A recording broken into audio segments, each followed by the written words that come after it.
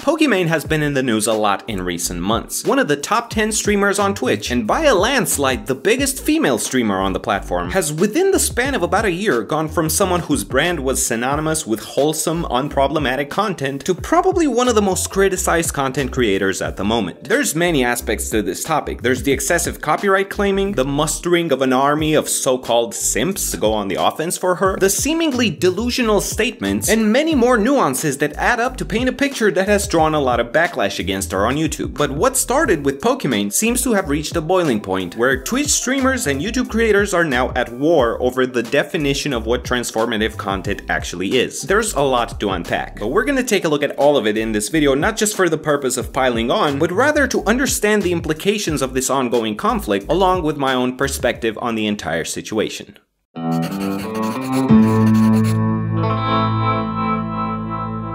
What we're seeing unfold right now actually started a couple of years ago, and although the term simp wasn't established back then, the concept behind the word itself is what actually got the ball rolling. Now, we've touched on the topic of so-called Twitch thoughts before, in a previous video covering the Alinity timeline, and if you've seen that video, you should have an understanding of the ongoing tension between Twitch streamers and YouTube creators. Well, one incident that got quite a lot of traction in 2018 was when Keemstar called out a Twitch streamer called Sniperwolf for photoshopping her pictures. One of her fans came to her defense, and Keemstar quote tweeted him with a joke saying, "Alexa, what is a virgin?" Now, what justified this joke was the fact that the guy was in his 30s, and in his own pinned tweet, the dude was hardcore simping for Sniperwolf. Pokimane, however, didn't think this was funny, and she started a public argument with Keemstar over Twitter, which for a lot of people came across as disingenuous and condescending. So, again, Keem, do better.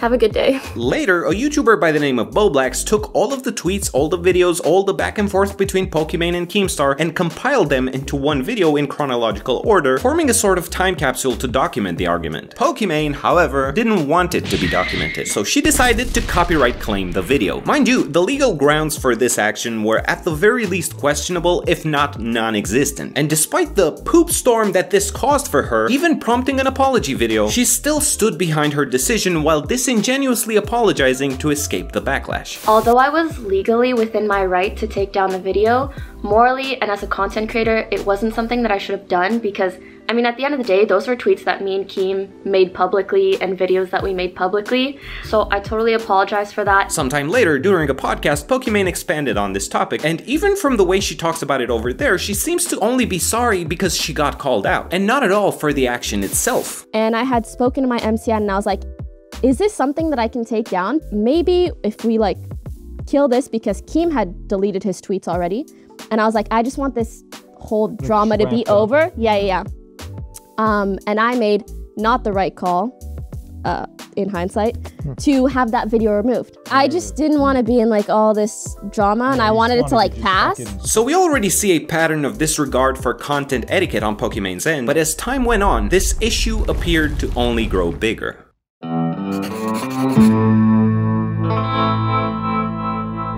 Now, I have to make one thing clear, which is that copyright claiming in itself is not the problem. Sometimes I believe it's justified. After all, the purpose of the system is to protect original content. But more often than not, copyright claiming on YouTube is used as censorship, and for Pokimane, this seems to be the case a lot of the time. It's also probably worth noting that I did at one point have a brief conversation with her on Twitter, way back in early 2018, and my opinion at that time was that she was an ambitious, hardworking individual. Based on what can be observed from a spectator point of view, it's possible that the more attention she got in her career, the more entitled she felt to resort to such actions. Through her consistent pattern of silencing her critics and taking down videos left and right, she's proven to be not just thin-skinned, but also to seemingly take pride in this behavior. I mean, in this video, she actually talks to this dude live on Twitch as she's preparing to copyright claim him. Wow, I'm so sorry that it takes you a lot of time to steal other people's content. I'm so sorry. Oh my god, no. And put it together. I'm so sorry that it takes you so much time to go to the top clips on Fortnite and then just right click and save all of them as, and then just like put them all into Premiere and then just like export it. I'm so sorry.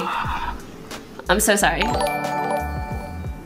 It might be not. I don't even know what to say, bro.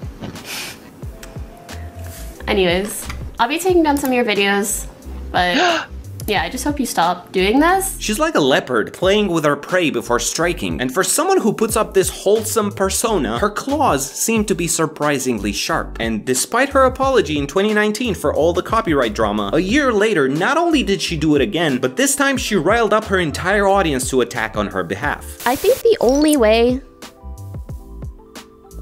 people like this stop is if people like me and my community give them feedback that this is not an okay thing to do. Not attack them, but I hit a little dislike and I say, this not cool. And you guys, that's just how I am with content. I love something, I say good one, and I hit it with a like.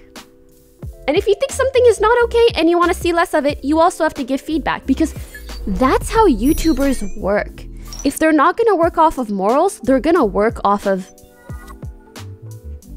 dislikes and comments and whatever. Yeah, just give them feedback is what sending a hate train on somebody is called nowadays. A female creator in a landscape known for being built on male viewers, donating money to people like her in exchange for a few seconds of being noticed, someone with that amount of intrinsic power over her male audience, telling them en masse to go to somebody's video where he criticizes their queen and just leave a little feedback, is the most manipulative way of attacking someone. What happened next is that It's a Gundam, the YouTuber who made the video, lost a major sponsor that he had lined up. I didn't get a chance to make a video on this at that time, but the whole thing in my opinion was just scummy. It shows a condescending side of Pokimane and a meme-like Karen-ish entitlement that crosses a dangerous line. And ever since this incident happened in May, Pokimane has been under continuous scrutiny on YouTube, to the point where just recently she's decided to take a step back from the internet for a month. But the snowball effect that started with her continued to roll on down even in her absence.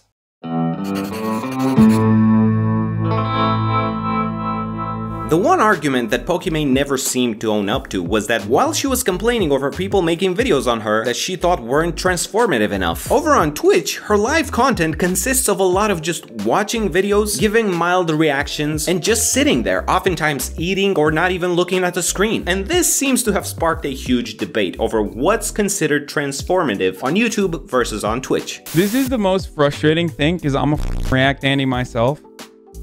Like, I get so mad at this when YouTubers literally sit around, okay, and they make one video.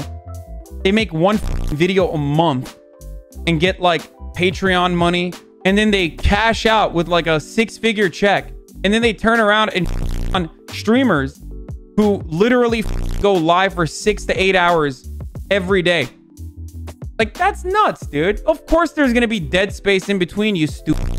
This shit genuinely tilts me, dude. Okay, so let's think about this for a second, because by the way, I'm one of those channels that uploads once a month, twice tops. Sure, that's 2 days of content in a 30-day month, but you know what I do the rest of 28 days? I put in hundreds of hours of work to make one of these videos, and here's the downside to that. I could be working on a video for 2 weeks straight, I put it up on YouTube, and guess what? If it's demonetized, that's 2 weeks of full-time work that goes completely unpaid. And I'm not talking hypothetically here either. My last 2 videos were demonetized for, and I quote, discussions of modern acts of terror, events resulting in catastrophic loss of life, or social issues. And I mean, all I did was talk about Shane Dawson and Dr. Disrespect. As far as I know, neither of them have anything to do with terrorism or catastrophic events. And by the way, appealing the decision not only doesn't solve it most of the time, but it also may prompt a manual age gating, considerably limiting the discovery of your video. You know, just to kick you in the nuts while you're down. Cause why the hell not? Twitch streamers may well spend hours every day live streaming, but while I'm working my ass off for free, crossing my fingers not to piss off the chimps with the red button that can make my video vanish off of everybody's feed, these dudes get a steady income from subscription revenue and donations on a daily basis. Seems to me like that's a pretty good deal. Now, that's not to say that streaming isn't challenging. In fact, I bet it's really difficult to pull off successfully. I mean, we were just talking about this in my last video about Dr. Disrespect. His journey to become one of the top streamers on the scene took over a decade, and the same applies to everyone who manages to pull in live viewers at that scale. It takes commitment, consistency, and a lot lot of hard work. But to assume that establishing a big Twitch channel is considerably more difficult than building a successful YouTube channel is, in my opinion, a very ignorant statement to make. YouTuber Justin Wang summed it up pretty well, I think. He goes, "While I'm sitting here lazily writing, recording, and editing videos, I'll be sure to take time out of my day to think of all the streamers doing the real work of eating while watching videos." Following that up with, "Streaming I think is more difficult to do well than people appreciate, but almost all of the work that goes into a video is unseen." At the end of the day, both mediums have their advantages as well as challenges and obstacles, just like any other job or career path on this planet. As someone who doesn't have a lot of experience with live streaming, but rather with making animated content on YouTube, I realize I may be somewhat biased, so I think this is a good moment to pass it on to you guys. What do you think about all of this? Do you think reacting to a video on a stream is different than reaction videos on YouTube? In fact, I'm gonna put a poll up here in the corner to actually see if you guys sway one way or the other, and let me know your opinion down in the comments. I always enjoy reading the well-argumented thoughts that some of you leave down there. And on a topic that can be as divisive as this one, I'd love to get an idea of what you're thinking. As always, thank you for watching. Wilfer and I will see you again